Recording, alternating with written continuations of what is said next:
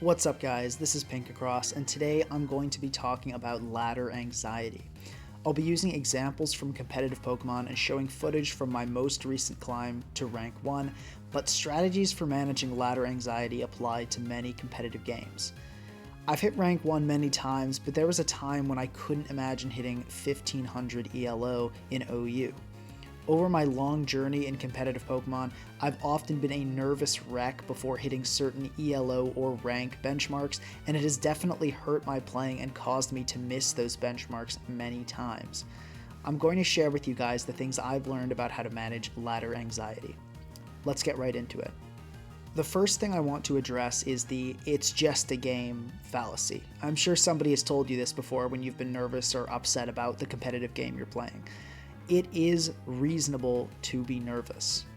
It is completely okay to be nervous. While this is just a game, that's true, it's also something you've put a lot of time and effort into, so don't disregard, be embarrassed, or ignore the fact that you do care about it and it's frustrating or at times can cause you to be nervous. So accept that it is something you care about and put effort into, and don't feel ashamed that it makes you feel things. Number 2. Don't ladder when upset. If you're counting on a ladder session to make you feel better, it almost always won't. If you need to play a game to prevent decay, I recommend playing just one and stopping whether you win or lose. It's never a good idea to play ladder when you're already having a bad day. Number 3. Don't set goals that directly link to ELO or rank, or anything similar. Goals regarding ELO and rank will always make laddering more stressful and worsen your nerves. A goal like, I want to build 5 teams by myself this month, or I want to consciously focus on making mid-ground plays, is a much healthier goal than, I want to reach top 500 or I want to hit 2000 ELO. Due to how easy it is to make numerical goals when the whole ranking system is set up to encourage that, a lot of people gravitate toward these type of goals. The problem is you have limited control over whether you get top 500. There are a lot of factors that go into whether you will reach top 500, other than just the effort you put in, the skill you apply, or even how good of a player you are. There's luck in many forms. You can get bad RNG, bad matchups, facing strong opponents, and more. There are even life factors that contribute. Maybe a busy week at school or work leads to a ladder decay that brings you down significantly. It increases stress when you set goals to reach things that are outside of your control.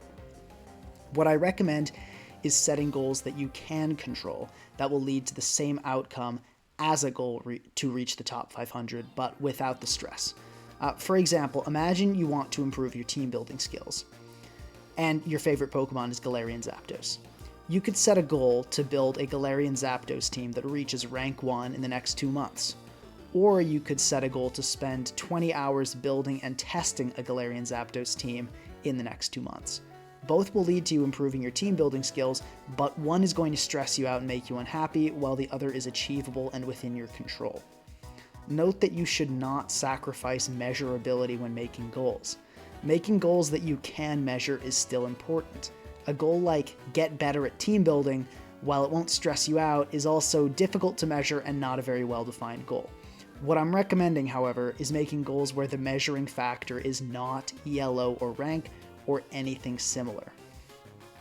Before I continue, if you guys are enjoying the content, please like, subscribe, and leave a comment. Number 4, do not tie your self-worth to competitive Pokemon or anything similarly unreliable.